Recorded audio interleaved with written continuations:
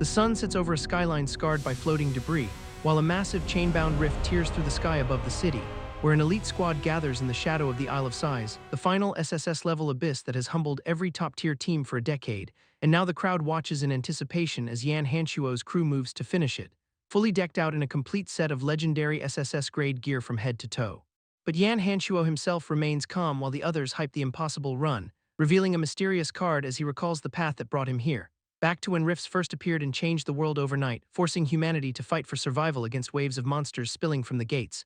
And while gear can be looted from the fallen, real power relies on something deeper because equipment ranks from E to SSS are useless without the potential to wield them, leaving low-potential hunters broke and stuck, no matter how much they spend, while those blessed with S-grade potential or higher are scouted by elite academies.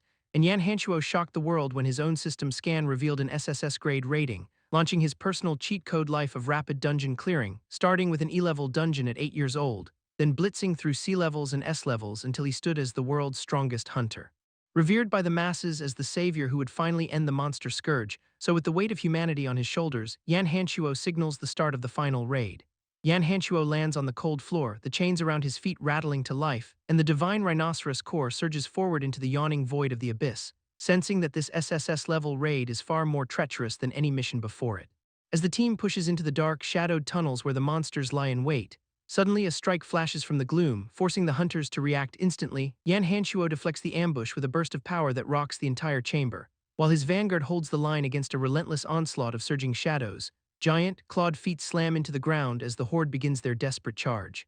Observing the chaotic battlefield, Yan Hanshuo and his lead strategist scan for weaknesses, and a massive deformed creature emerges from the crowd, dwarfing the surrounding ranks. The command goes out to attack, and the team tears into the incoming monster wave. Yan Hanshuo strikes, his blade landing true against the beast's regenerating flesh. A system alert confirms the monster is poisoned, its movement speed plummeting instantly. While the archer of the party draws her bow, channeling lethal energy into her shot, the arrow whistles through the air, burning with an intense and searing heat, striking the creature square in the chest with a devastating, explosive impact. The beast lets out a final, agonizing howl as its eyes burst under the pressure, staring down the wretched monster. Yan Hanshuo notes its hideously bloated frame, and he swings his signature scythe, closing the distance to finish the job. With one swift motion, he slices through the creature, ending the threat for good. Yan Hanshuo tears through the massive beast, its body collapsing under the weight of his strike. The carnage leaves him standing amidst the ruins, his scythe held loosely at his side. Another target locks onto him, a glowing red beam cutting through the thick smoke, towering over the battlefield. The creature reveals its multiple, pulsating red eyes. A cold realization hits Yan Hanshuo as he gauges the sheer scale of the threat. Sharp claws lunge from the shadows, forcing him into a desperate mid-air evade. He counterattacks with a brutal vertical cleave, bisecting the monster with pure kinetic force. Watching the creature crumble to the earth, Yan Hanshuo keeps his guard raised high. More enemies swarm the perimeter, their numbers growing by the second in the gloom. The team leader speaks up, reminding everyone that this SSS-level dungeon demands absolute focus. Shifting their formation, the squad moves forward to secure the crumbling cave entrance. Weapons drawn and ready, they stand prepared for the inevitable rush of monsters. Dozens of deformed horrors crawl over the rocky terrain, hungry and closing in fast. Questioning the intelligence reports, the leader realizes their current intel on swarm tactics is dead wrong. Orders go out to Samo to slow the advance and keep the horde contained. A prayer echoes from the backline as their heavy gunner prepares her response. She unloads her massive dual cannons, a devilish grin spreading across her face. Bullets rip through the front lines, sending the monsters straight back into the abyss. Swarms of smaller creatures disintegrate under the relentless barrage of heavy fire. System notifications flood the screen, confirming their charms are skyrocketing with every kill. The monster horde keeps closing in, their relentless numbers forcing the team to hold the line. Looking out across the cavern, the scale of the threat becomes terrifyingly clear. Samo steps into the fray, unleashing a powerful rainbow-hued strike that cleaves the air, following up with a lotus-style maneuver. He shatters the incoming wave with surgical precision. Debris flies everywhere as the shockwave from his blade obliterates the frontline creatures. Energy arcs through the center of the swarm, turning the remaining monsters into dust, mercilessly cutting down every target in his reach. Samo proves why he is their primary blade. Hearing a teammate mock the cruelty of their efficiency, he coldly orders them to clear the area. Chaos erupts as the remaining monsters are crushed into the rocky floor of the dungeon.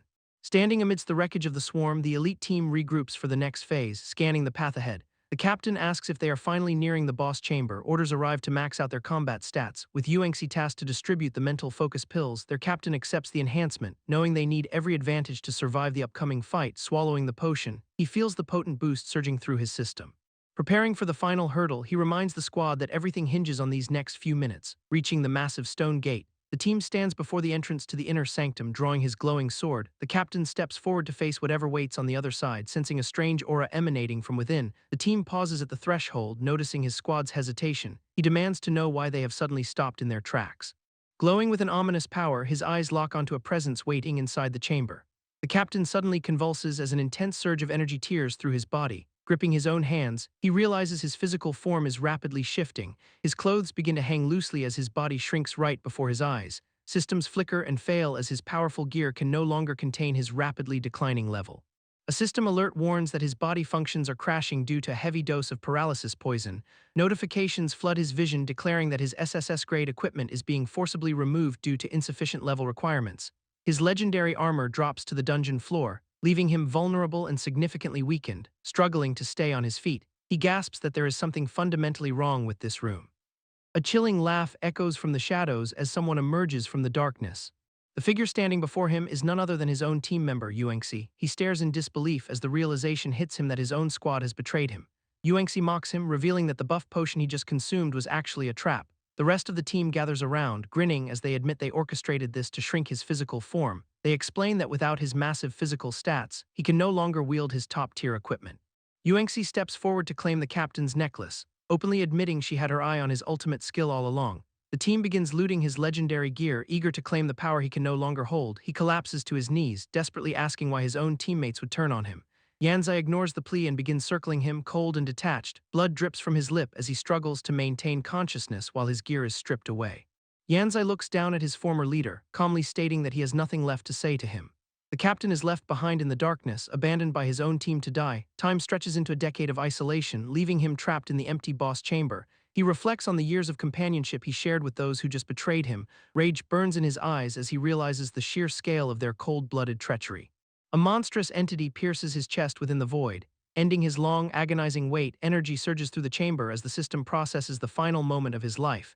The creature looms over his fading form, serving as the instrument of his forced rebirth. The system displays the conditions for his hidden quest. Sacrifice for righteousness, now finally complete. A new message confirms the system is preparing a one-time arrangement for his immediate return. His physical body begins to reassemble through the sheer power of the system's intervention. A divine figure emerges within the glow, signaling the start of his unexpected second chance. He gasps for air as consciousness returns, barely grasping that he is still breathing. The system notification clears, revealing the hidden quest objective that actually saved his life. Pure confusion takes over as he processes the fact that he somehow survived the impossible. Realizing his body has reverted to a much younger state, he struggles to stand. The system explains that Rebirth provides a full replication of his body at the moment of death. Everything he thought he knew is wrong because his teammates unknowingly triggered the hidden quest. It dawns on him that the shrinking effect was a natural byproduct of the system's restoration, despite the return from the dead. He realizes his combat power is currently pathetic. Back at C-grade level, he recalls that even at this age, he was already unrivaled among his peers. Taking down his former SS-grade squad is a pipe dream with his current stats, so he drops to the ground and decides to just embrace his new reality. The system suddenly pings with a status window, informing him that the Sacrifice for Righteousness quest is officially complete. He stares in disbelief as the Limitless system reveals itself. This new feature completely bypasses all level restrictions on equipment. Reading the fine print, he realizes the implications are absolutely massive. Equipping gear beyond his current rank is finally on the table, even at C rank. He could potentially wield S-rank weaponry without breaking a sweat. Floating blades manifest in front of him as he tests the system's power, needing to be sure. He questions the legitimacy of this game-changing function. The interface confirms the reward is locked and ready for deployment. He frantically accepts the offer before the system has a chance to rescind it. A prompt appears asking him to select his first B-rank weapon type, weighing the pros and cons of short blades versus lightsabers. He considers the tactical advantages of a short blade for his playstyle, ultimately deciding it lacks the reach he needs. He swipes the option away. He locks onto the greatsword for its superior fatal strike potential. The selection finalizes, and a massive B-rank blade materializes in the air, gripping the hilt. He prepares to test his newfound hardware. The weight of the B-rank steel settles into his grip, verifying the system exploit really bypasses his level restrictions. He realizes that even with his current strength, he finally has a path to reclaim everything. The screen flashes to declare the start of Chapter 4. Reflecting on his own resolve, he stares down the edge of the blade. A sudden energy surge at the exit draws the attention of the surrounding crowd. Onlookers watch as a group of survivors stumbles out of the portal. Confusion sets in as people recognize the returning squad members. The elite team emerges from the rift with heavy injuries and tattered gear. Silence falls over the gathering as the reality of their defeat becomes clear. One survivor mocks the performance, admitting their total failure to clear the divine rhinoceros. Searching the crowd for their leader, they notice the captain is nowhere to be found. They recount the nightmare of the indestructible statue and their crushing defeat. The survivors pin the blame on their own captain, Yan Hanshuo, for their demise. Bystanders listen in horror as they describe their reckless charge into danger. Resentment boils over as the team admits they were powerless to stop his commands. News of Yan Hanshuo's death inside the inner sanctum spreads through the ranks. The revelation leaves the onlookers reeling from the shock of the news. Guilt consumes one of the survivors who laments not saving the captain sooner. He watches the scene unfold, realizing the power vacuum left behind is now his to fill. Brawling words fly among the survivors as they dissect Yan Hanshuo's fatal final mission. A team member defends the dead captain's legacy while pointing out his singular drive for strength. But a grim veteran shuts down the debate, refusing to let the team's reputation be dragged through the mud. He reveals Yan Hanshuo's dying wish was for them to carry his sword and keep the mission alive. Yet another survivor spits on the memory, claiming the captain's recklessness was the true cause of their ruin. Resentment turns to bitter sarcasm as they question why he did not just challenge the dungeon alone. The veteran stands his ground, vowing to grow stronger and return to avenge the captain's honor. His declaration rallies the crowd into a frenzy as they chant for the total expulsion of the beasts. A sea of voices echoes the demand, creating a wall of sound that shakes the entire staging area. The elite squad looks on, their expressions hardening as the mob's fervor reaches a breaking point. A sinister figure watches the chaos from the shadows, her smile widening as the trap snaps shut. The rift behind them begins to warp and churn, signaling an incoming surge of raw energy. A solitary silhouette emerges from the swirling void, completely unfazed by the surrounding madness. The protagonist observes the mob's pathetic performance with narrowed eyes and pure disgust. He recognizes the calculated deceit behind their act, noting how perfectly they play the grieving martyrs, realizing they are merely hunting for his own SSS-grade equipment. His patience finally snaps, teeth gritted in barely contained fury. He prepares to dismantle their web of lies. Dark shadows stretch from his stance, mirroring the twisted intentions of the vultures circling him. He vows to expose their betrayal and crush every last one of them with his own hands. Turning away from the spectacle, he heads toward the sanctuary of his own quarters to prepare for the slaughter. Water runs in the sink, washing away the stress of the day. He checks his reflection and notes the irony of being safe thanks to the cash in his pockets. Shifting his focus, he begins to process the gravity of his new reality. Betrayal still stings worse than the physical toll of his transformation. Questioning if his SSS-grade gear was the only reason his former allies turned on him, reports confirm Yan Hanshuo met his end deep within the source of size. The upcoming high school selection tournament feels like a stage set by fate itself. He notes the suspicious ties between the Shenwei Corps and the academic institutions. Settling on a new identity, he prepares to embark on a long-term quest. Realizing his current SSS-grade potential is his greatest asset for manipulating the system. Checking the broadcast, he watches the build-up to tomorrow's selection tournament. Contemplation turns into a firm resolve to dominate the competition. A cynical smile creeps across his face at the prospect of reliving his student years. Gazing out at the city skyline, he readies himself for the path ahead. Stepping out into the neon-lit night, he moves with purpose toward his next objective. Shadows cloak his movements as he navigates the labyrinthine city streets. Rumors of illegal underground activities in this district have persisted for years, seeking out a specialist known for forging high-quality identity cards. The damp alleyway leads him deeper into the city's dark underbelly, reaching the illicit storefront. He prepares to secure the mask he needs for his new life. The forger opens his door to a persistent intruder, and the protagonist cuts straight to the chase with an offer of cold, hard cash. Unimpressed by the kid standing on his doorstep, the man sneers at his youth, assuming the boy is nothing but a stray orphan ripe for exploitation. A group of thugs suddenly emerges from the shadows to surround the protagonist, realizing he has walked straight into a den of traffickers. Their leader openly mocks the boy, suggesting he will fetch a high price on the black market, confirming these criminals are involved in organ harvesting and child trafficking. One of the thugs lunges forward with a weapon, promising a painless end with anesthesia. The protagonist stands his ground, ignoring the immediate threat to his life. Turning the tables instantly, he delivers a brutal, precise strike that floors the attacker. The rest of the gang watches in total disbelief as their comrade goes flying. Recognizing his skill, they realize this kid is far stronger than any D-rank challenger. The protagonist triggers his hidden system to prepare for a full-scale combat engagement. Panic ripples through the gang as he pulls out a high-tech weapon. Questioning the origin of such advanced gear, they realize they picked the wrong target. The system finishes its final override, locking in the new combat parameters. Wielding the radiant blade, the protagonist prepares to dismantle the entire operation. The scene shifts abruptly to a secure, upscale room far from the alleyway, where he meets with his contact to finalize the plans for the upcoming tournament. The school leadership is desperate for a morale boost following the death of Yan Hanshuo. They are leaning heavily on the protagonist to carry the team through the upcoming tournament.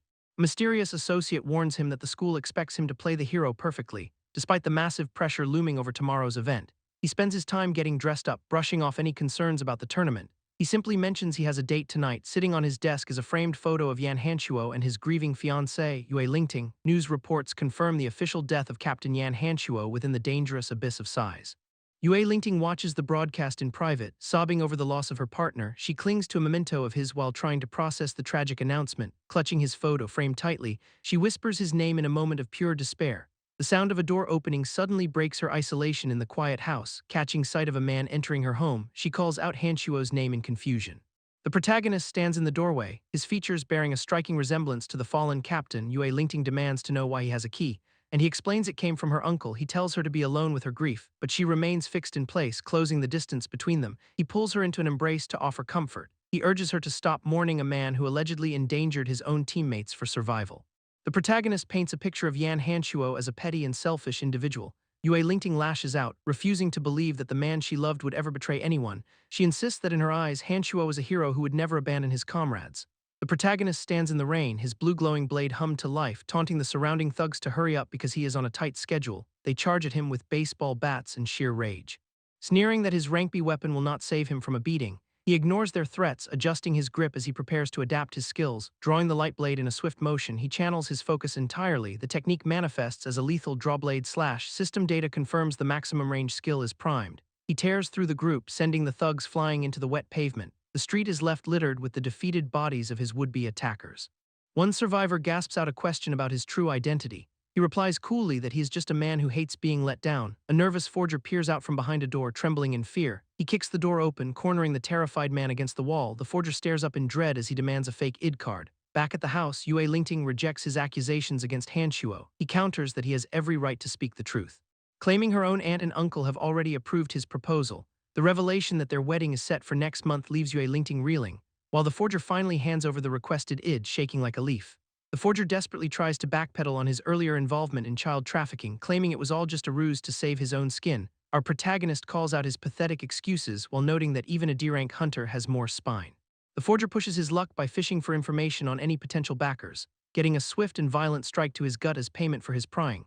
The impact sends the man reeling into the dark, rainy alleyway where he is left sprawled out in the cold, wet shadows of the city. The forger finally stops moving, left behind in the urban decay. Dawn begins to break over the grim industrial sector of the city. Our protagonist stretches, noting the morning light as he surveys his surroundings.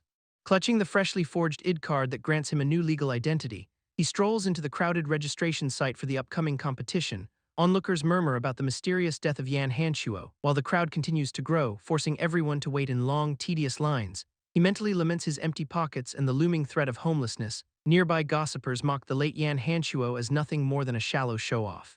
These same people laugh about the death count, finding the tragedy amusing. Listening in, he silently scoffs at their superficial understanding of true power. A group of vocal competitors defends their fallen peers against the surrounding ridicule. One attendee spits on the ground, calling the dead man a delusional fraud. A staunch supporter of Yan Hanchuo steps up to defend his idol's legacy. The protagonist watches the scene unfold, choosing to stay out of the petty drama. This fan argues that humanity only stopped retreating against spacetime gates because of Yan Hanchuo. Nearby onlookers observe the tension escalating between the rival groups in the queue.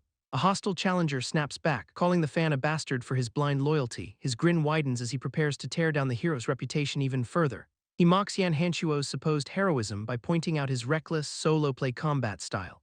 Another detractor agrees, claiming such individual heroism is actually a liability to any team, singling out the fan as the son of the famous SS-rank hunter Ying Wue. The antagonist lunges forward to teach the kid a painful lesson about his father's status.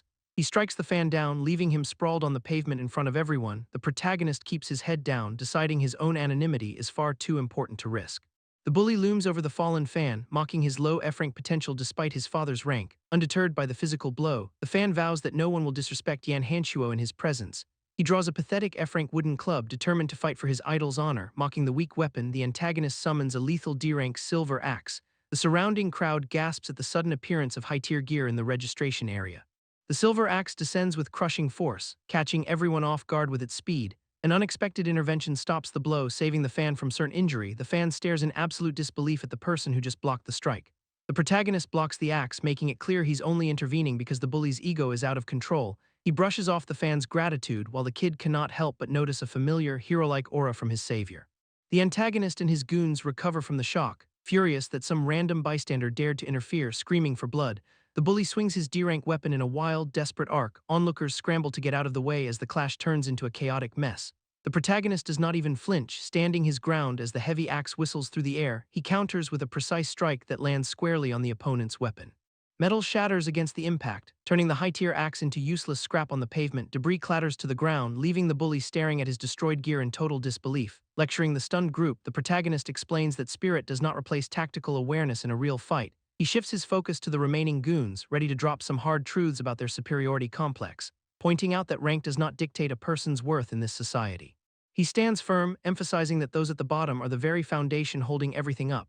The crowd watches in awe as the realization sinks in that the protagonist just dismantled a D-rank challenger. Sensing the tension, the protagonist decides it is time to teach this bully a much-needed lesson. He grabs the broken weapon fragment, his grip steady and movements calculated. Before the situation can spiral, instructor Ching Ganghui steps in to put an end to the mindless violence.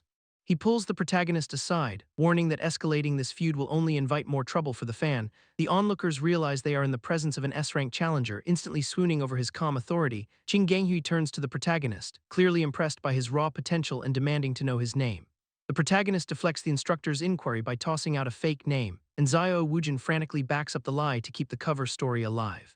Ching Ganghui buys the act but warns he'll be keeping tabs on this supposed rookie. Watching the instructor walk away, the protagonist realizes how close he just came to being exposed. Ching Ganghui mutters about how unpredictable life has become while heading off to deal with more problematic students. The potential assessment conference kicks off with a massive crowd filling the stadium seats. An announcer confirms that over 4,000 students are competing today.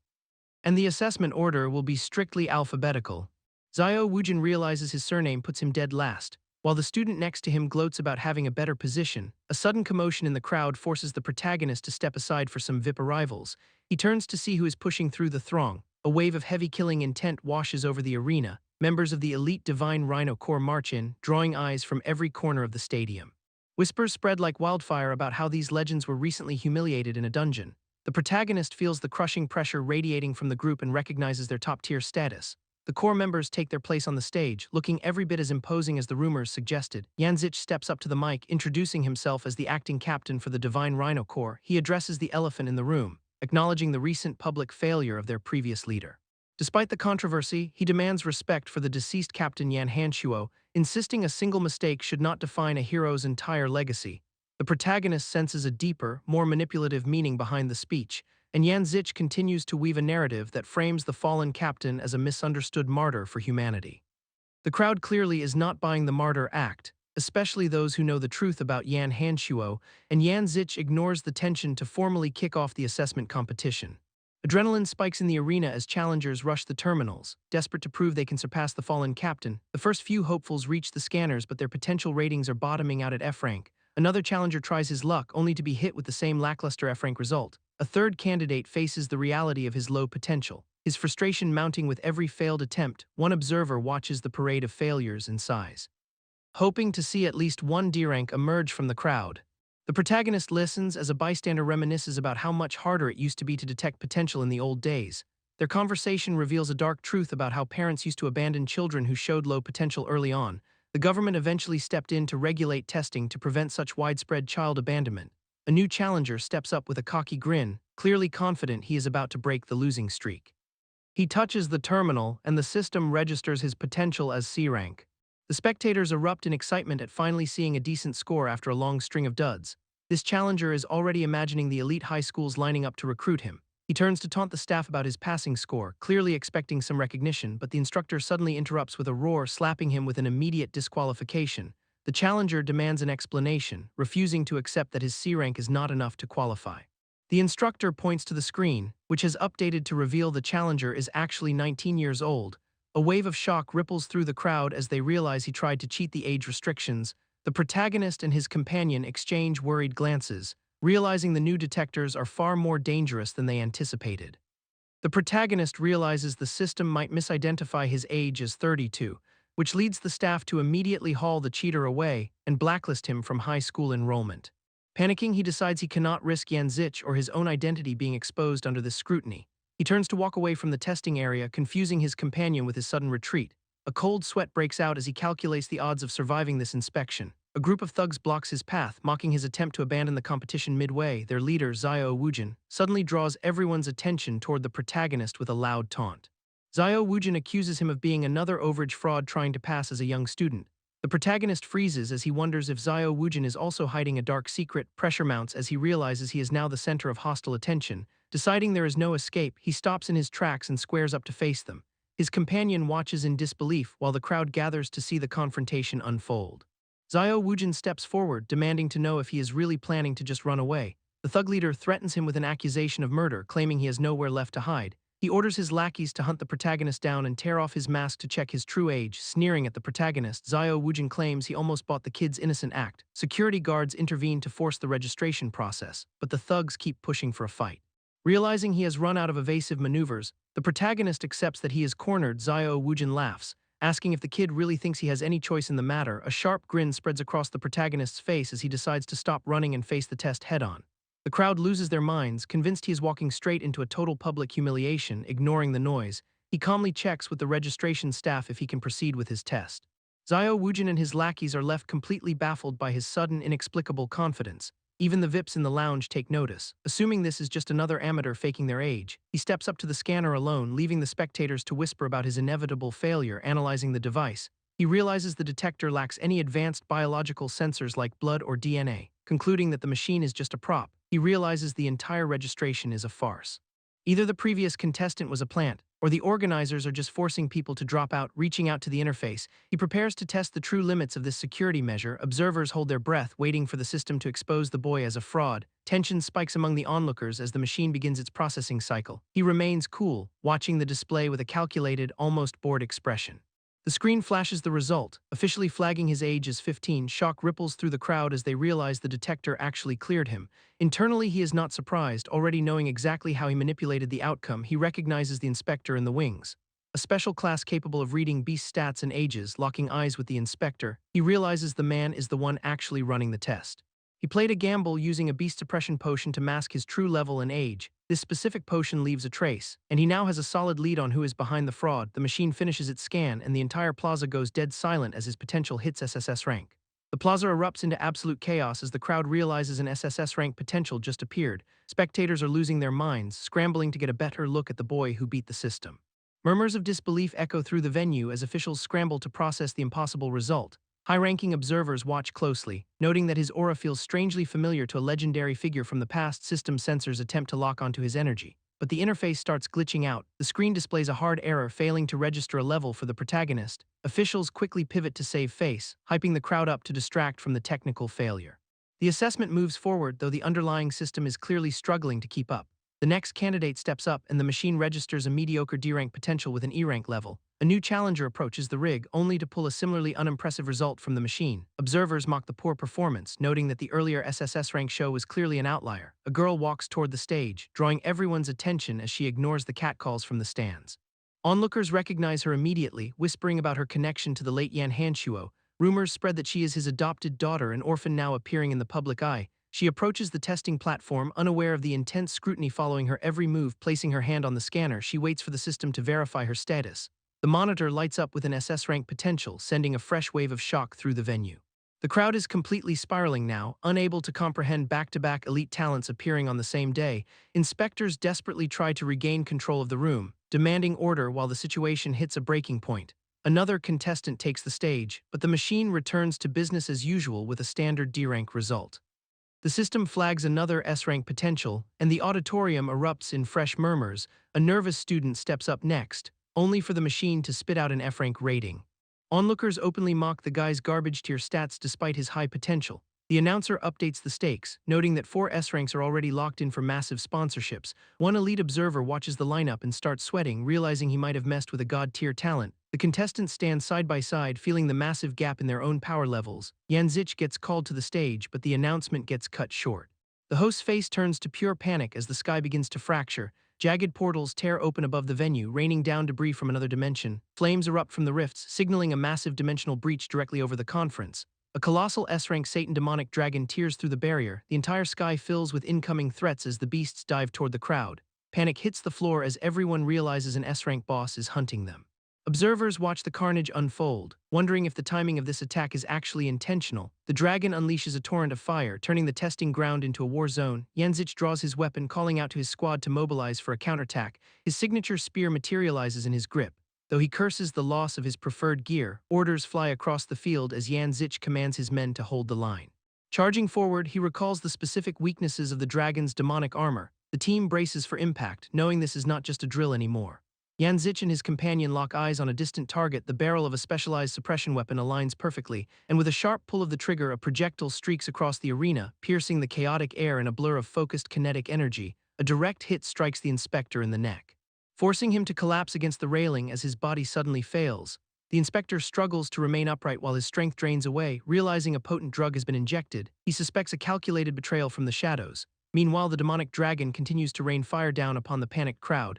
The entire testing site erupts into a massive inferno of destruction. Team leaders scramble to organize defenses against the overwhelming aerial assault.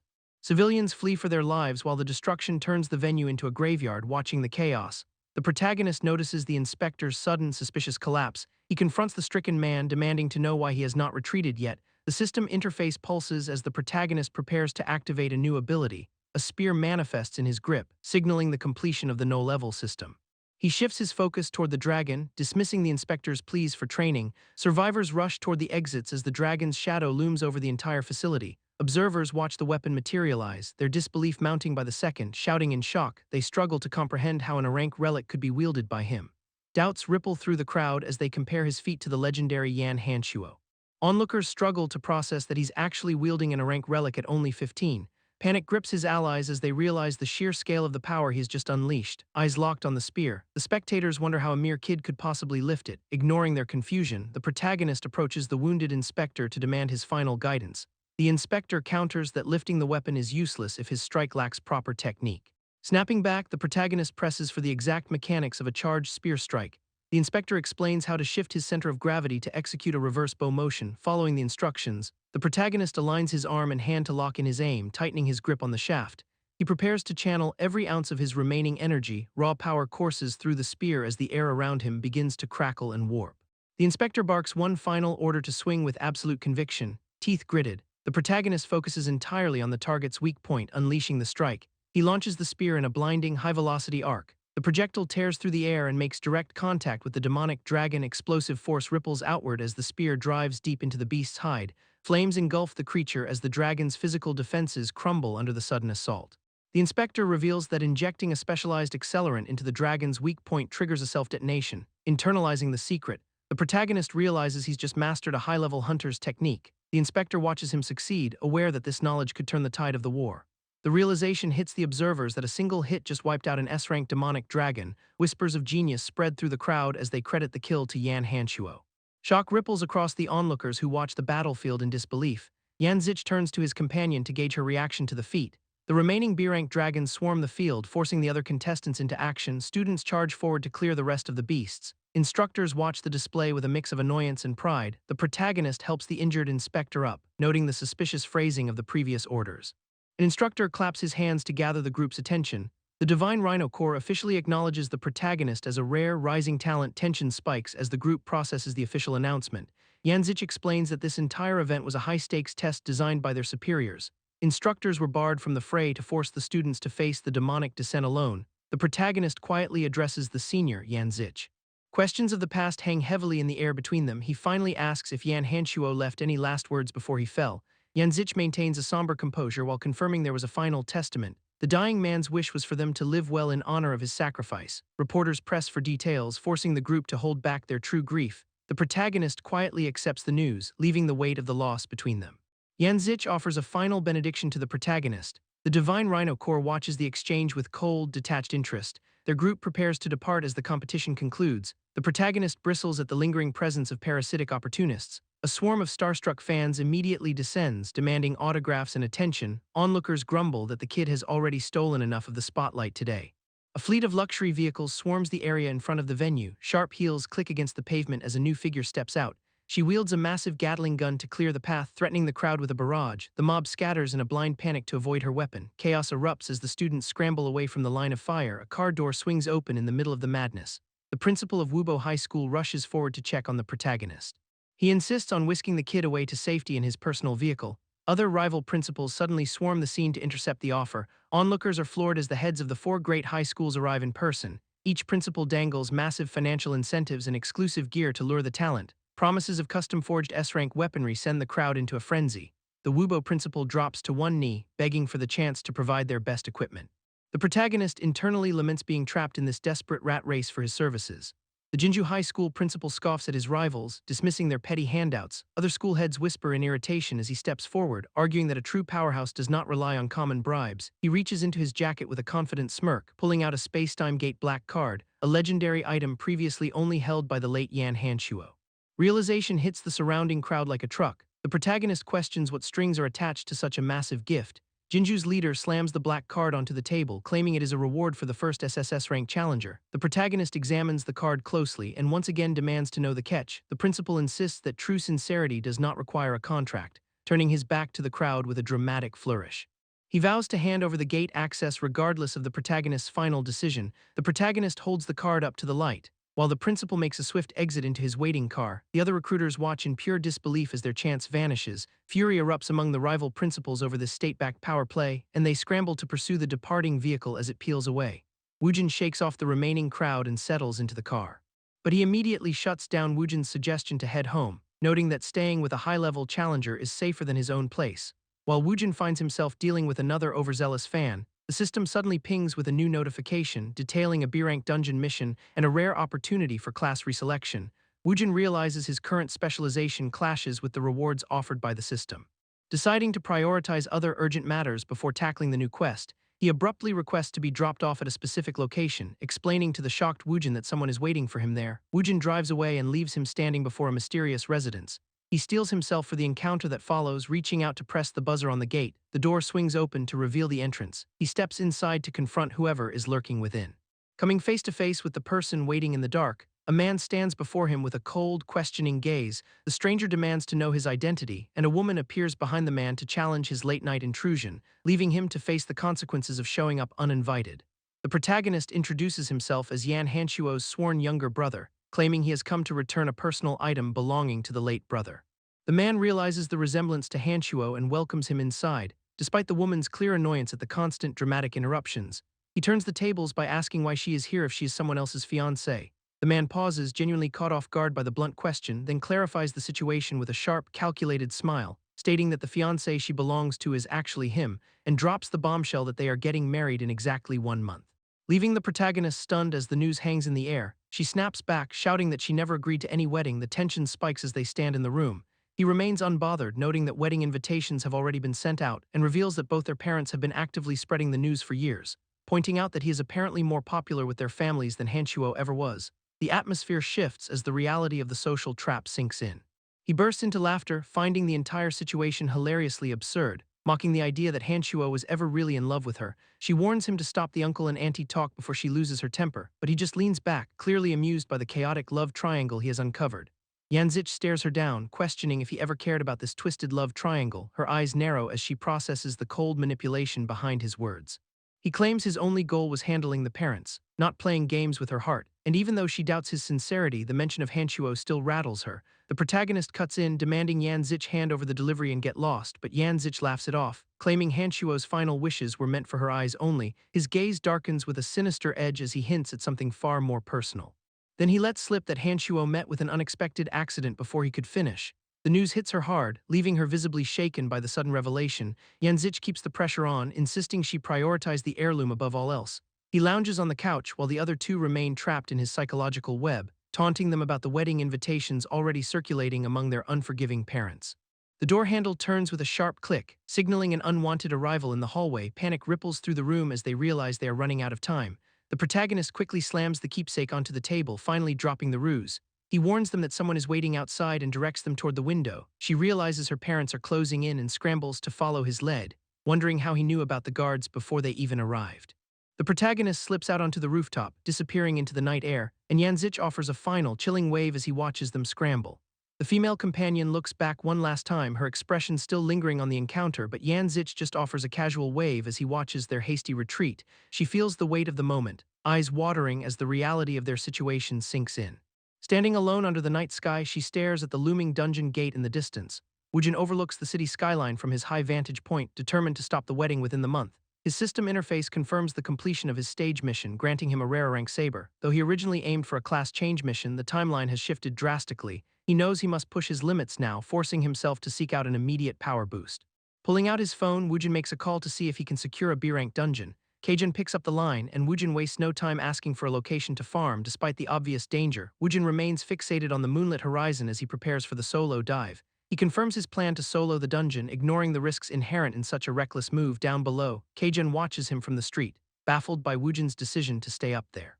The city remains quiet as Woojin descends, his silhouette cutting through the dark urban landscape. He quickly cycles through his gear, equipping his C-rank armor, boots, helmet, and bracers for the fight. Checking the stats, Woojin notes that Kajun's gifted equipment has significantly pushed his combat margins. The system displays his updated status bar, showing his HP, damage, and agility jumping into the elite tier. Kajun catches up, questioning how Woojin can possibly handle a B-rank dungeon solo at his age. Woojin explains that the real nightmare in these higher-level zones is the elite monsters spawning between mobs. Stepping into the dark interior, he braces for whatever horrors await, whether they be robots or restless spirits.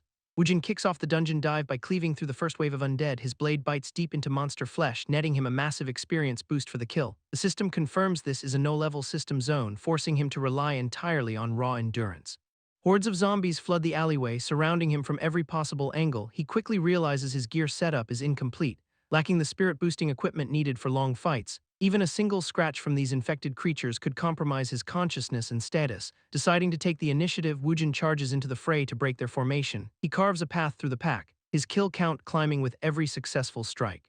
The saber feels sluggish in the heat of combat, nearly letting a zombie corner him. Reacting on pure instinct, he plants a solid kick into the monster's chest to create distance. His blade finds its mark again, shattering the defenses of another elite threat. Utilizing a weapon recall skill, he snaps the heavy saber back into his grip. The battlefield clears momentarily as he stands amidst the wreckage of the undead horde. Swapping his tactics, he activates the G-Ghost ability to shift his combat style. A violet arc of energy follows his blade, sweeping through the remaining enemies. System notifications flood his view as he mass executes the pack. The alleyway is left littered with defeated monsters, their formation completely dismantled. Finding a quiet spot, Woojin downs a recovery potion to manage his spiking stamina fatigue. He monitors his physical state, noting that the intensity of the fight burned through his energy reserves. Dealing with the saber's weight remains his primary bottleneck, forcing him to adapt his brute force approach.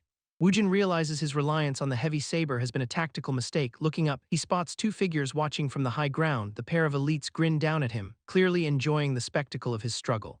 Woojin puzzles over why these monsters waited until the end to show themselves. A dark, swirling aura gathers around the female elite as she prepares to strike. Below them, the fallen undead begin to rise again in a coordinated surge. The truth hits him that they are using attrition to wear down his remaining stamina. Watching the elites signal the horde, he understands their intent to overwhelm him. A fresh wave of enemies swarms the rooftop to force him into a corner. Violet energy erupts in a massive blast, blowing the platform apart as Woojin narrowly escapes. The elites laugh at the destruction, confident their trap has finally caught him. Woojin acknowledges that while his rank dropped to C, his combat experience remains intact. Activating the Zombie Reaper title, he prepares to negate their annoying resurrection trick. The system confirms that permanent death for all zombies is now officially active. Memories of his early dungeon days return as he grips his blade with newfound resolve. He stares down the elites, viewing the entire horde as nothing more than walking experience points. The monsters charge forward, unaware of the shift in the battlefield's rules. The female elite enters an enraged state, inadvertently trading her defense for pure aggression. Recognizing the opening, Woojin readies a decisive strike to catch her in midair. The strike lands with devastating force, leaving the elites completely stunned by his sudden counter. Woojin keeps the pressure high as the two elites scramble to recover their footing. The battlefield is a wrecked urban wasteland, but he barely has time to breathe. A system alert flashes crimson, warning that his taunting has buffed the boss and doubled the potential rewards. Woojin realizes the situation just spiked in difficulty, forcing him to rethink his entire approach on the fly. Staring down the massive boss looming in the distance, he knows this is far from over. He identifies the trio's specific weaknesses, speed, attack, power, and HP, and plans to exploit them one by one. Darting across the ruins, Woojin keeps his distance to force the boss into a slow pursuit. He focuses on thinning the herd first, needing to isolate the elites before taking on the main threat. Confusion sets in when the enemies do not follow, prompting him to reassess their coordination.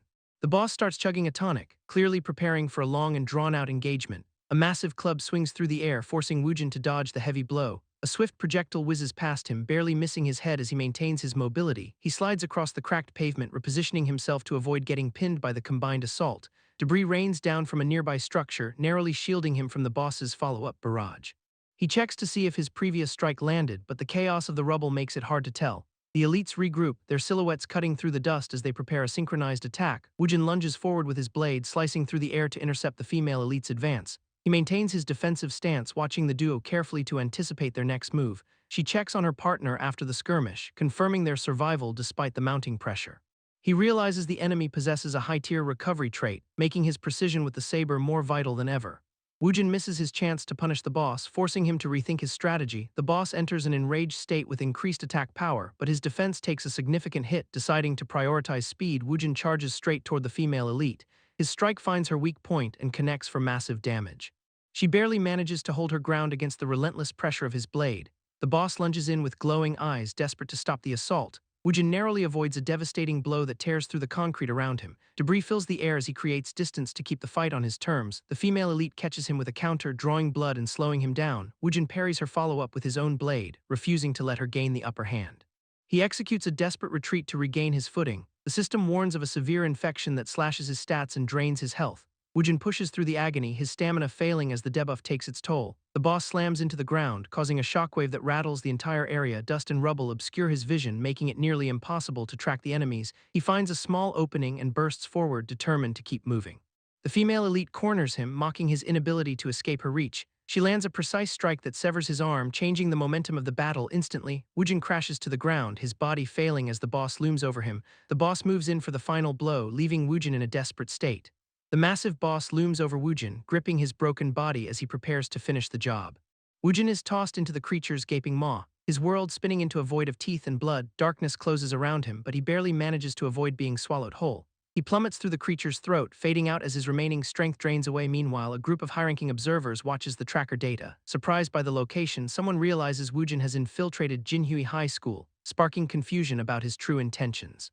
They discuss the black card's power, revealing that Woojin has bypassed all conventional security. The older man expresses deep concern, noting how reckless it is for a kid to challenge a B-rank gate. His body hits the ground hard, leaving a crater as the boss's dominance seems absolute. Yet in a quiet, unexpected shift, Woojin finds himself in a room with a mysterious woman. He stares at his missing arm, the pain intense as he realizes he cannot afford to lose here. A system prompt flickers in front of him, offering a desperate chance to trigger a class change. The interface explains that starting the dungeon will refresh his physical condition. He presses the confirm button with his remaining hand, forcing the system to initiate the sequence. The environment shifts instantly, transporting him to a grand, hollow cathedral. Woojin collapses onto the stone floor, his body battered but still breathing. He struggles to open his eyes, fighting through the haze of exhaustion and shock. The system confirms his stats are restored for the challenge, pushing him to start the fight again. He instantly clashes with the female elite, his speed and focus sharpened by the system's restoration. Woojin realizes he has narrowly survived the boss's assault, but the real test is only beginning. Woojin acknowledges the mission, knowing this class change is his only path to reaching B-rank strength. Focusing his resolve to unlock the profession that will finally let him tap into his true potential, he taps the system's start button and commits to the gauntlet. The interface details the brutal scoring system where kills, hits, and vital strikes determine his survival. The first phase initializes with daggers as the required weapon type for the trial. System prompts optimize his stats for speed and evasion, giving him the edge he needs to weave through the crowd. Woojin lunges forward to deliver a precise strike, securing his first instant kill bonus. Movement becomes a blur as he dances between the soldiers, picking them off with rhythmic efficiency. Every strike lands with lethal intent, racking up points as the system registers consecutive vital hits. The battlefield turns into a playground for his daggers, dismantling the armor of every foe in his path. The trial transitions to the second round, where the system reallocates his stats to favor raw attack power. Woojin stands amidst a fresh wave of armored soldiers, his confidence growing with his newfound strength. Shadows coil around the gear as he prepares to test the limits of his updated loadout. The towering knight before him signals that different threats require entirely different tactical approaches. Realizing that brute force alone will not work on these heavy-duty monsters, he shifts his strategy mid-combat. He targets the knight's legs, effectively crippling the giant before it can launch a counterattack. Gravity shifts as he leaps high into the air, turning the knight's size into a massive disadvantage. Momentum carries him over the behemoth's defenses, positioning him for a decisive blow. His blade carves a path through the air, closing the gap in a single devastating movement. Woojin unleashes the lion's roar cleave, ending the round with the sheer force of his new class skill. The final strike ripples through the arena, scattering the remnants of the knight across the floor. Woojin stands alone in the silence, watching as the massive armor pieces finally settle into dust. System prompts immediately flood his vision, forcing him to adapt his combat style to a lightsaber. He seamlessly switches gear, rotating his techniques to accommodate the weight of a heavy war hammer. Katana drills begin in rapid succession, pushing his reflexes to handle the sharp, precise blade work. Projectile training follows as he calculates trajectory and hit probability against a high-speed flying Drake. All testing concludes and Woojin waits for the system to finalize his performance analysis. The interface marks his dagger proficiency at 98 points, designating it as his mastered weapon. Another notification pings with an error, noting that his katana skills have also reached the same peak. Thousands of potential weapon combinations flash before him, leaving him paralyzed by the impossible choice. He stares at the screen in disbelief, wondering how he can possibly select just one specialization. A rare system override triggers, acknowledging his exceptional versatility across every tested discipline. The interface officially grants him the exclusive Weapon Master profession, a rare tier-breaking class. Woojin realizes the magnitude of this reward, recognizing it as a unique system-tailored profession. His eyes widen as the potential sets in, knowing he can now adapt to any monster encounter. A critical restriction pops up, limiting his simultaneous weapon swaps to 2 at any given time.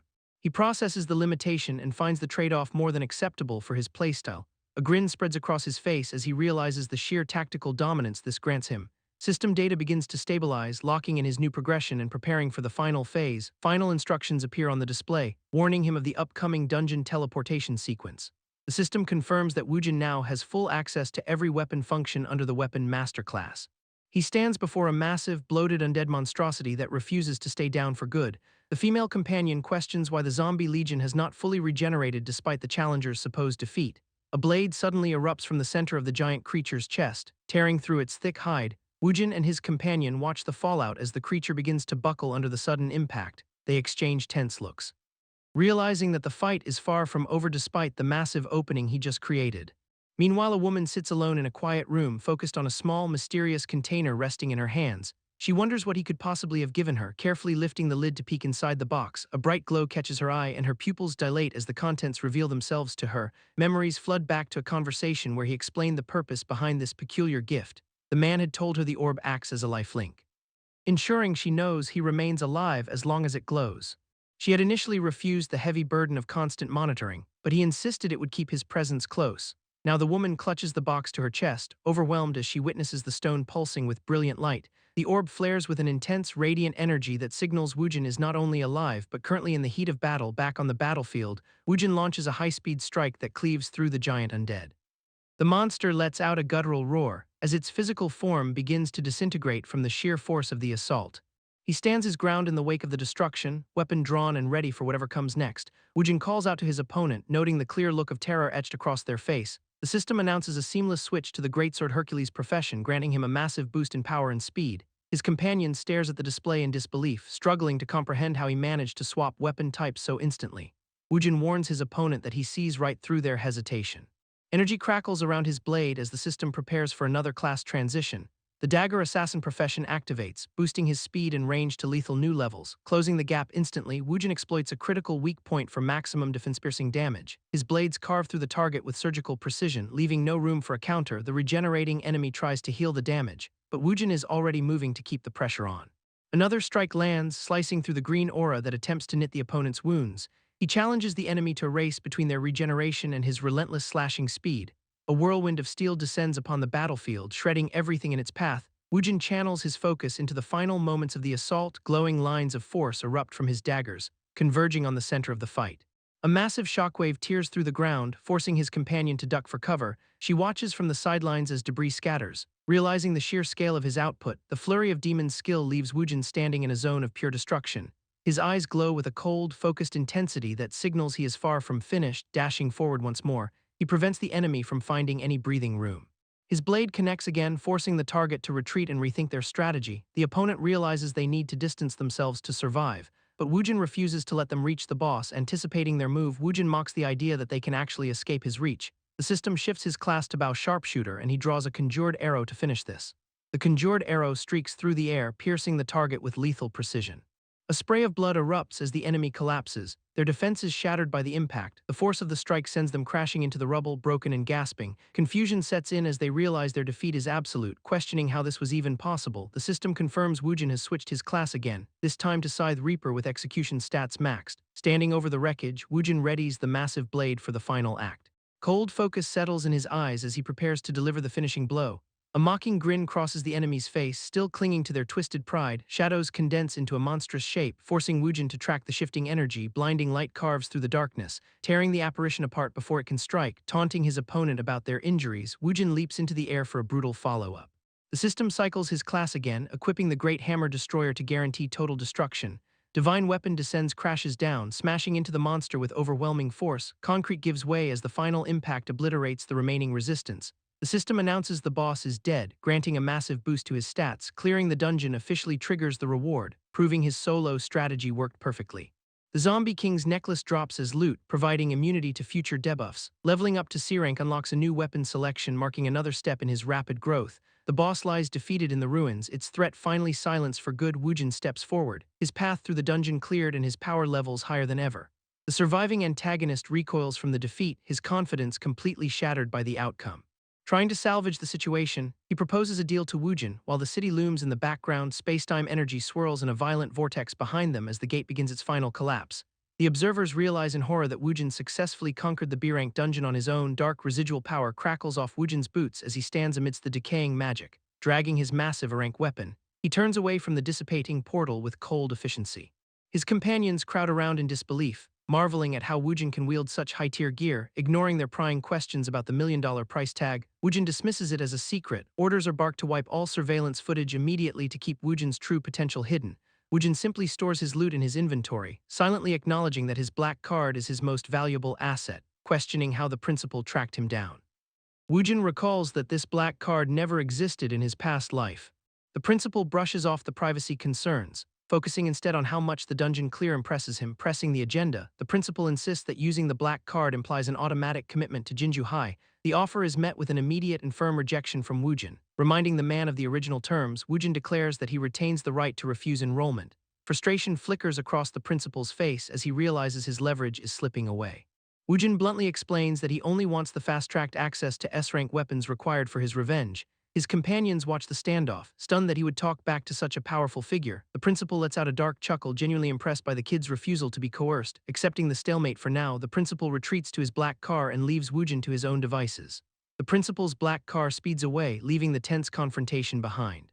Inside the vehicle, his subordinates question the wisdom of handing over an unrestricted black card to a rookie, despite the risks. The principal remains fixated on the potential he witnessed. He admits to his driver that the decision was forced by his own past commitments. Thinking back to a hunter named Hanshuo, he regrets that he's forced to hunt for new talent. Meanwhile, Wujin receives a sudden, high-energy call from Keijun, who is eager to meet up. Keijun spots Wujin and waves him over with an over-the-top display of enthusiasm. He announces that his father, a powerhouse figure, is dying to meet the young master. Arriving at a massive estate, Wujin follows Keijun toward the residence. They walk through the garden entrance as Keijun leads the way inside, explaining the stakes. Keijun reveals his father is a national SS rank hunter. He mentions how those same high-ranking circles led to the bullying he endured for being F rank. But the situation took a dark turn after his father suffered severe injuries in a high-risk dungeon. Multiple S-rank healers were needed just to pull him back from death's door. The long-term cost is permanent, leaving the veteran unable to enter space-time gates ever again. They rush into the bedroom where Keijun's father is struggling to breathe despite the medical equipment. The old man insists he's not dying and demands to see the genius Wujin. Wujin stands calmly by the bed, waiting to see why he was summoned. The father confirms he needs a word with the young man. He gestures for Wujin to come closer so they can talk business. The father pops open a wooden case, revealing an S-rank blade to Wujin. He explains that Wujin's ability to lift an A-rank weapon at 15 proves his worth, and proposes a team-up for the upcoming combat competition to secure the top score. Keijun panics at the audacity of gifting a stay-toned relic. But the veteran insists he has the authority to hand it over as a personal favor. Sensing the old man is trying to push his son past his limits through this high-stakes trial, the father admits he might have coddled Keijun too much in the past, though he promises Wujin will not be held responsible if the boy breaks under the pressure. He leans in, waiting for a final answer on this partnership. After a moment of silence, Wujin accepts the offer, locking in the deal with a clear and firm agreement. He notes that this arrangement ensures he can keep tabs on the old man, then asks to inspect the high-tier lightning attribute weapon right away. The veteran confirms the sword's unique elemental damage, and watches as Wujin reaches out to test the blade's weight, speaking confidently about the weapon's superior craftsmanship compared to standard gear. Then he completely loses his composure as Wujin effortlessly lifts the S-rank steel. Keijun stares in total disbelief at the sight of his peer wielding the relic, because the sheer power required to handle such a weapon is beyond what anyone expected, and the scene shifts to a remote monitoring station where the fallout of this discovery begins. The investigator confirms he has been studying the footage for days, and points out that a 15-year-old wielding S-rank power is statistically impossible. questioning how this mysterious boy appeared out of thin air. Especially since his background check reveals a fake identity forged only days ago, then he reveals a bottle of hair dye found in the kid's trash as evidence, comparing the boy's current look to the real Yan Hanchuo's youthful appearance, prompting the partner to realize the implications of this new information, because the evidence points to the boy being Yan Hanchuo's secret illegitimate son, but his companion mocks the theory as nothing more than a soap opera fantasy. So they decide to resolve the debate by running a formal DNA test. Meanwhile, the target of their investigation vows to destroy Yan Hanchuo's legacy, looking back at his former life where he was born into immense privilege despite his own C-rank limitations. He enjoyed protection from the world's top hunters, gaining combat experience by trailing elite teams through dangerous, high-risk dungeons, eventually becoming an idolized figure among the masses as a glorified challenger. Though he faced constant scrutiny from those who doubted his actual strength, and now he confronts his past critics regarding his current B-rank capabilities, laughing off their pathetic concern about a minor scratch on his face, while his subordinates scramble to apologize for even questioning his combat prowess, because he knows that once his family's wealth vanished, his true survival began. The protagonist recalls his father's professional ruin and his mother's loss of status, all pinned on the reputation of Yan Hanchuo, the so-called child of hope, swearing to dismantle Hanchuo's legacy and destroy his descendants in retaliation, focusing now on the upcoming high school practical combat competition as his primary stage, where top guilds scout talent and provide elite cultivation resources to participants, offering rare potions and legendary gear to those who can prove their worth. Though the recent age limit hike to 18 makes the championship field brutally competitive, he focuses on his own grind, securing a B-rank fragment from a daily mission, then mocks his training partner for having zero stamina during their brutal morning runs, pointing out that as an F-rank, the kid is basically dead weight in any dungeon, and noting that past winners were all seasoned teams capable of clearing C-rank threats. So he tells the kid to just focus on cardio while he handles the heavy lifting, revealing he has already handpicked a trio of recruits to fill their empty roster spots, and the kid is floored to realize the team consists of their unexpected acquaintances, who are supposedly the only ones trustworthy enough to handle the immense pressure, especially since Tide Guild is sending their absolute best to dominate this year's event. Hoping that crushing the competition will finally earn them recognition from Yan Hanchuo himself, making the road to the championship look like a death sentence for their ragtag group. But the countdown clock is ticking down fast as they push through the final training, and young Master struggles to keep pace with the heavy lifting in their final preparations. The team grinds through final drills with only 2 days left on the clock, and they inhale massive amounts of food to fuel up before the big day. Then the competition finally arrives as the crowd packs into the arena, where the Tide Youth team immediately flexes their muscle by locking in a B-rank dungeon, drawing smug looks from the veterans who expect them to crush everyone. But a ripple goes through the crowd when another squad makes an unexpected selection, and the Thousand Birds team is revealed to have also chosen a B-rank challenge, sparking buzz about the genius youth with SSS rank potential leading their ranks. Though rivals sneer at these minors for daring to step into such a lethal zone, 21 teams finalize their picks before the officials explain the emergency rescue protocols, warning the students to cherish their lives if they run into real trouble. Then the signal is given and the practical combat competition officially kicks off, with the system confirming that boss kills determine the outcome for these B-rank gates. So the race begins to see who can claim victory between our group and Tide Guild. Our team enters the 100-bug forest and immediately hunts down the first objective, while Tide Guild scouts gossip about whether that genius youth can actually solo carry, and they dismiss the rest of the team as mere D-rank dead weight, mocking the idea that anyone could clear their chosen gate faster than the Tide elites. Because Yan Hanchuo has instilled a ruthless drive in them to dominate the boss spawn, then the Tide Youth team accelerates deep into the forest to secure their lead. The team acknowledges the brutal conditions of their dungeon, realizing their luck has taken a serious turn for the worse, which is exactly when the threat reveals itself, as a pack of C-rank ice-filled wolves surrounds them in the freezing mist, but the magic supporter prepares to apply a fire attack buff for 30 seconds. And she channels the Gilded Flame to imbue their weapons with elemental power, while a team member holds a torch to help provide some immediate heat. So the group agrees that 30 seconds of coordinated effort must be enough to break through, because failing to clear this wave quickly will cost them their lead, though the protagonist questions if a tiny fire buff is really meant for combat or just staying warm.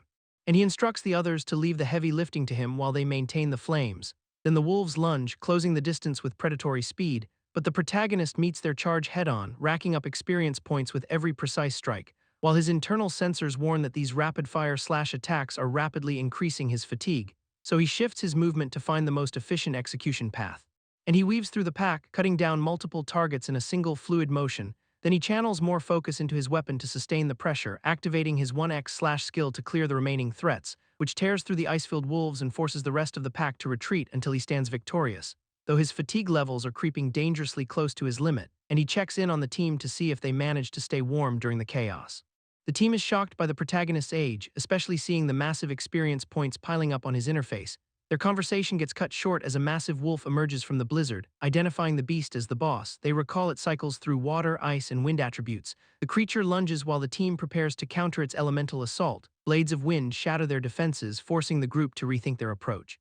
Realizing his direct attacks will not land a killing blow, the protagonist decides to prioritize restricting the boss's mobility. He commands the Thousand Birds team to move out, and a system buff surges through them. They execute a coordinated strike that forces the boss back. Yet something feels off about the positioning, and the protagonist begins to question the dungeon's logic. He checks on the team's warmth status while contemplating the strange lack of elite monster ambushes. Realizing that in high-ranked dungeons, elite monsters often spawn in specific patterns after the mobs are cleared, he anticipates the imminent arrival of an elite. Keeping his guard up despite the eerie silence, shadows shift beneath the snow as a predator prepares to strike. The elite werewolf is dead before it can even fully emerge. Meanwhile, other teams are struggling to keep their footing against waves of monsters. An rival guild member mocks the competition, bragging that his team will prove they are the strongest. Inside the monitoring room, the Tide Guild leadership arrives late. They confidently claim the championship trophy is already in the bag, yet their smug expression falters as they glance at the live feed. The ranking board shows the Thousand Birds team surging to the top, leaving the Tide Youth team scrambling to keep pace. The Thousand Birds team is crushing the B-rank dungeon boss stage. While the Tide Guild suits watch the monitors, trying to downplay the clear skill gap, realizing their hand-picked youth team is actually falling behind. A shadowy figure behind the scenes grins, having already set a trap in motion. He calls out to his subordinates, ready to unveil a nasty surprise for the encroaching players. Deep in the frozen field, a predator locks onto the Thousand Bird squad. The beast lunges with terrifying speed, forcing the team to scatter just to stay alive. Dodging the incoming claws, the team leader counters with a desperate strike. But the monster surges with a crackling water attribute aura, catching the blade in a massive, shimmering barrier of elemental force. She tries to push through the defense, but the impact sends a shockwave back. Knowing a broadsword is not optimized for this kind of high damage output, the monster unleashes a crushing wave of pressure, forcing her to take the hit. A system warning flashes red, signaling her weapon is now infected with water attribute damage. The beast begins to channel a massive blast, its eyes glowing with lethal intent. She screams a warning to Enlygia as the energy builds to a breaking point. The projectile tears through the air, forcing a frantic retreat across the snowy terrain. She manages to deflect the worst of the blast, though her movements are becoming sluggish.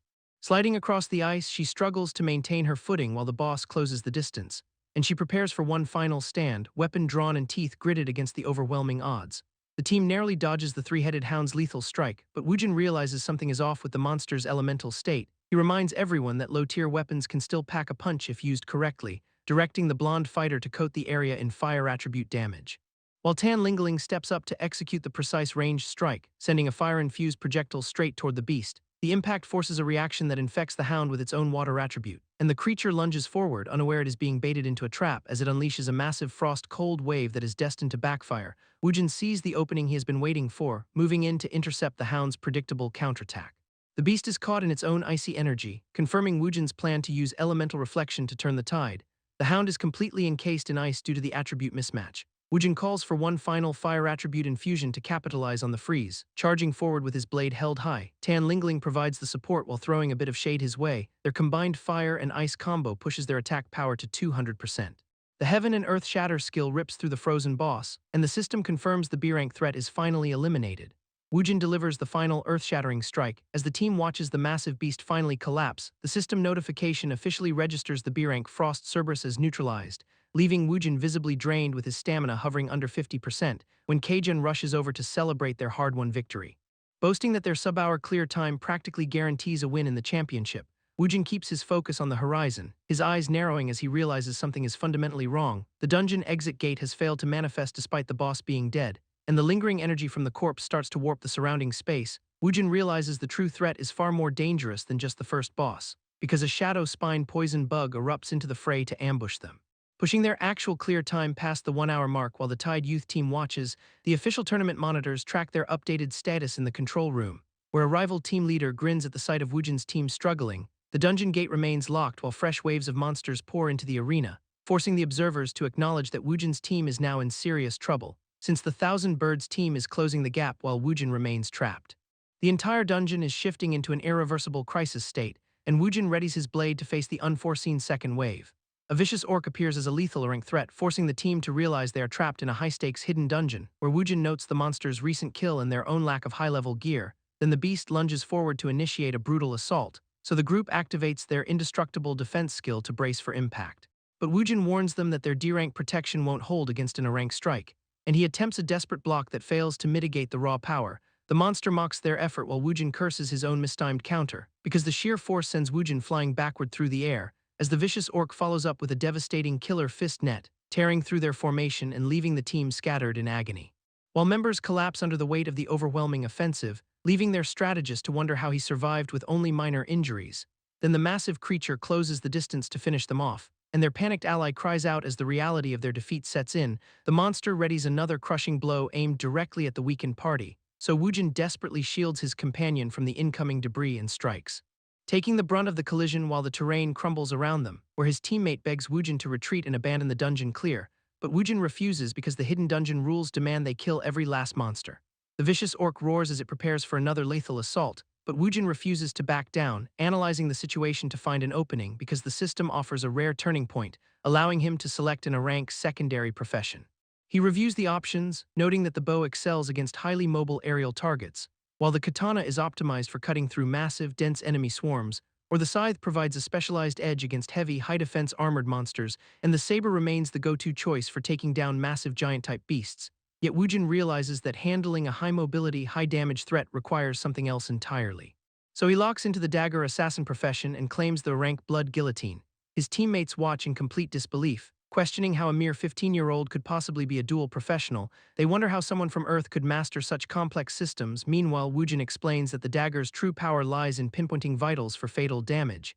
He gains a speed advantage and lunges directly toward the vicious orc's shoulders.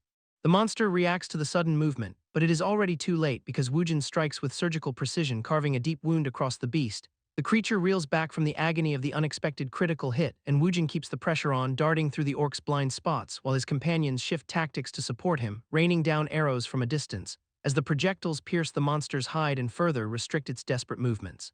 Until the Tide Youth team finally finds their rhythm and forces the beast onto the defensive. Woojin slides across the icy floor, closing the distance to the beast, activating his dual-wielding skill to conjure a second blade for massive damage. He launches himself into the air, ready to deliver a final blow. The vicious orc tries to swat him away with a desperate swing, but the monster misses, slamming its claws into the cold ground instead. Its defenses are completely shredded as the momentum shifts in Woojin's favor. Another strike whizzes past the creature, leaving it wide open for more punishment. Blood sprays from its shoulder as the deep lacerations finally take their toll. Woojin delivers a relentless flurry of cuts that leave the monster staggered, distancing himself for a moment. He watches the creature struggle to maintain its footing. The beast coughs up blood, realizing its tendons are too damaged to fight back properly. Woojin switches his profession, trading speed for raw, heavy-hitting power. He prepares to activate his saber-exclusive X-Slash to end the encounter. A sharp pain flickers through his vision, warning him of his own physical limits. His grip tightens on the blade as he tries to ignore the strain. Tan Lingling and the team notice his worsening condition, fearing his internal injuries are spiking. The system confirms his stamina is bottoming out, forcing a critical failure on his skill activation. He stands frozen in the snow, unable to trigger the strike he desperately needs. The vicious orc catches sight of his hesitation and lets out a menacing grin. Then the beast lunges forward, seizing the chance to strike while Woojin is defenseless. The vicious orc closes the gap, pinning Woojin as he struggles to maintain his stance. Teammates scream for a retreat, fearing Woojin cannot survive another hit from the monster. Kajun feels the weight of his own helplessness as he watches the battle turn desperate. Woojin's stamina indicator drops dangerously low, and he finds himself unable to counter the onslaught. A surge of pure desperation takes over Kajun, forcing his latent potential to finally break through. Tan Lingling lunges at the orc, landing a critical hit that forces the beast to recoil. The team watches in disbelief as she successfully damages a foe far above her known rank. Her status updates to B-rank challenger, radiating a new, overwhelming power that stuns everyone present. Kajun realizes his own awakening is the catalyst for this sudden, miraculous shift in the fight. The system announces his new profession as high-spirited singer, confirming he can boost his allies' potential. Reality bends around the battlefield as the legendary power of this profession takes hold. The system reminds them that human potential usually caps at a rank, limiting their gear and strength.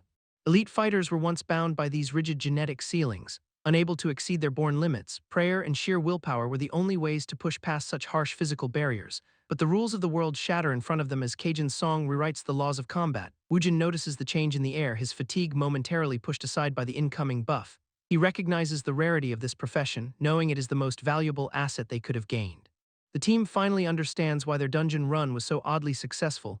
Realizing Kajun was the hidden key, Tan Lingling feels her attack power surging. Empowered by the support she never expected to receive, Kajun learns that his power requires a deep, unshakable bond to trigger, proving his determination saved them all. Kajun realizes the high-spirited singer profession officially breaks his potential caps, and he shouts his excitement while the beast charges forward for a final clash.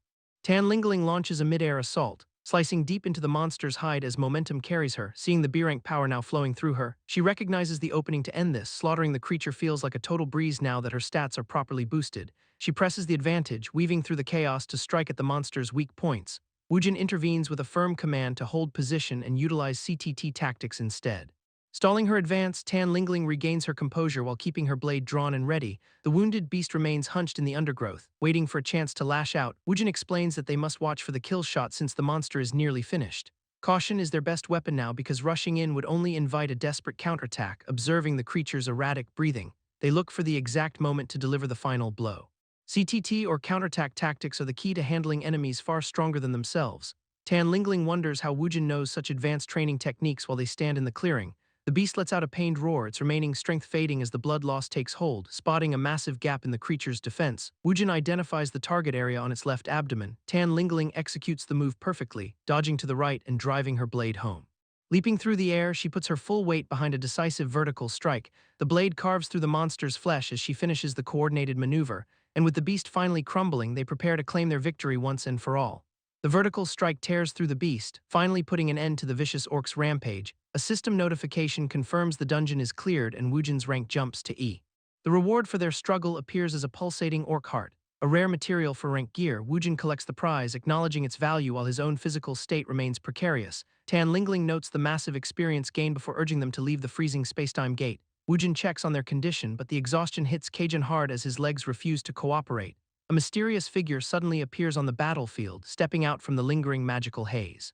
The newcomer confronts Wujin directly, her gaze fixed on him with intense, cold suspicion. She demands to know how he learned CTT tactics and if he has any connection to her master. Wujin realizes his tactical slip-up in the heat of battle and struggles to maintain his composure. The stranger reveals her name is Yujia and presses him further on his secret knowledge. Yujia refuses to back down, cornering him for the truth behind his mysterious identity.